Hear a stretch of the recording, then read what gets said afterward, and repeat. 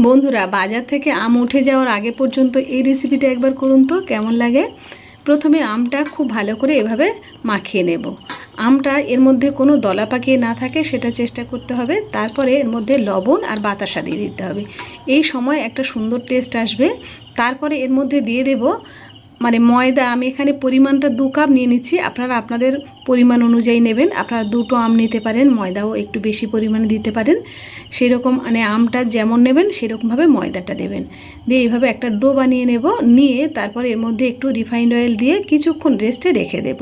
দিয়ে তারপরে এর থেকে একটা এরকম অল্প পরিমাণে নিয়ে নিতে হবে। নিয়ে লেচি কেটে নিতে হবে। নিয়ে একটা লুচির আকারে বেলতে হবে। আমার চ্যানেলে দেয়া আছে আমের লুচির পায়েস। আপনারা আমার চ্যানেলটা যদি ভিজিট করে দেখতে পারেন, রেনু রান্নাঘর, ইউটিউবে গিয়ে সার্চ করবেন রেনু রান্নাঘর, ওখানে পেয়ে যাবেন। আমের লুচি দিয়ে পায়েস বানিয়েছি।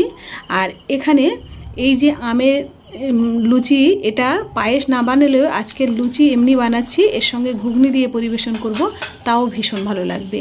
আর যখন বেলবেন, যে কোনো লুচি যখন বেলবেন একটু তেল দিয়ে বেলবেন। আমার ওটা স্টিলের বলে খুব একটা বেশি পরিমাণে তেল দিইনি, স্লিপ খাবে।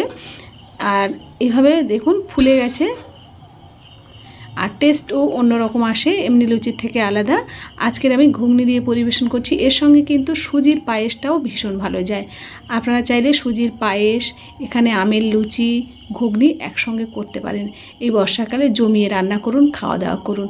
আর আমার রেসিপিগুলো কেমন লাগছে জানাতে কিন্তু একদমই ভুলবেন না। যারা ফেসবুক থেকে দেখছেন তারা অবশ্যই ফলো করবেন, আর যারা ইউটিউব থেকে দেখছেন রেনু রান্নাঘরে যাবেন এবং সাবস্ক্রাইব করবেন। আপনারা সবাই ভালো থাকুন।